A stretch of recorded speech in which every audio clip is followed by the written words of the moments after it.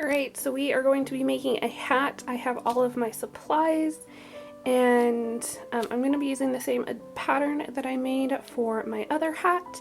So I'm kind of excited. This should be a quick and easy project that I should get done, if not today, then tomorrow. I have just under a yard of this felt weight interfacing. I think I used about a yard last time. But I'm also making the brim about half the size. Maybe not quite, maybe 3/4.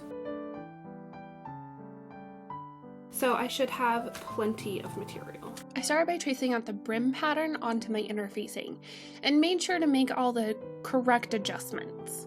And then I cut it out and used the new brim pattern as the pattern for the other half.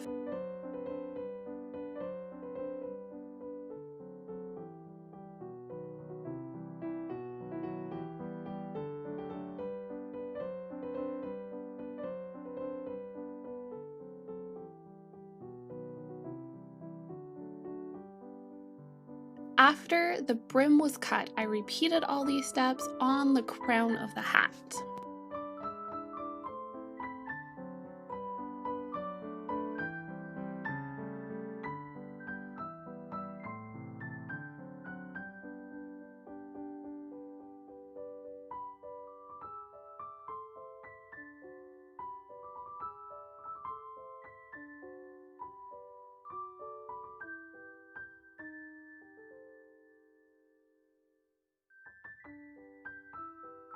I used a zigzag stitch to join the brim pieces together before sewing the wire on, also with a zigzag stitch.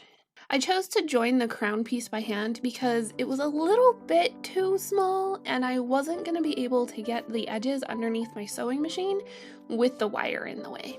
Now the fun part. Covering the pieces. I quickly realized that one layer of pink taffeta wasn't going to cover all of the stitching, and heaven forbid that show. So I added another layer, which I will do to the rest of the pieces. Then I folded over the seam allowance and pinned it in place, probably bending a dozen or so pins in the process. And then I cut out the lining. I really should have cut out the lining first to save pinning, but it worked out in the end.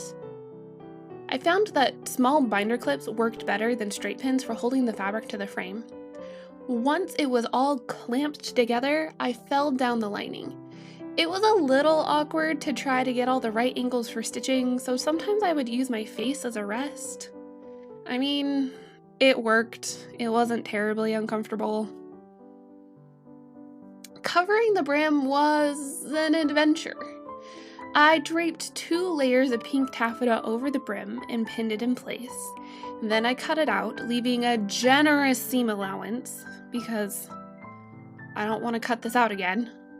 Cutting out the center of the brim was a little bit nerve-wracking, making sure I had enough seam allowance but not too much, and clipping the curve but not too much. I mean, just take your time, guys, it's worth it. You don't want to have to do this twice. I used a mixture of binder clips and pins to pin the lining on the brim, mostly because I was running out of binder clips. The lining piece was a rectangle of fabric that got felled down. Again, yay for awkward sewing angles. I clipped the seam allowance on the inside and gathered the inner edge.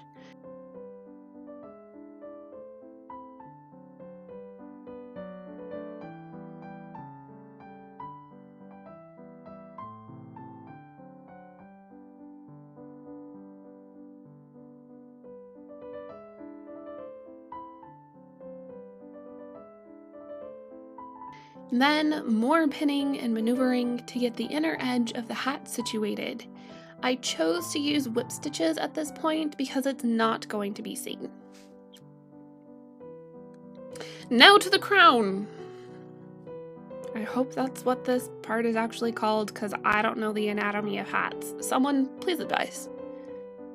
This was probably the easiest part to do, which was why I saved it for last. At least, that's what I tell myself. Really, I think I lost the piece somewhere in my studio for a bit and then found it prior to filming this footage. Yay for semi-organized creative spaces! Once all the pieces were covered, it was time to assemble them. I used a mixture of whip and ladder stitches depending on what side of the hat I was working on. So I got excited last night and I pressed this so like all the gathers would show up nicely, but I also burned a hole in the fabric. So right now I'm wondering if I want to use some of the gold or if I want to use the blue or just replace it with the pink. I don't know what I want to do. While I thought about it, I cut off the burnt pink fabric.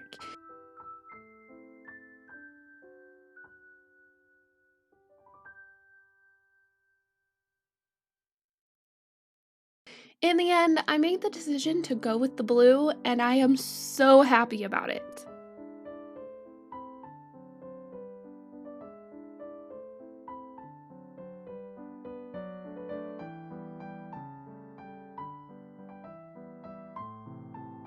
The last step is to make the trimmings, which I did mostly off camera because my battery died and I couldn't be bothered to fix it. I mean, I'm kind of obsessed, like...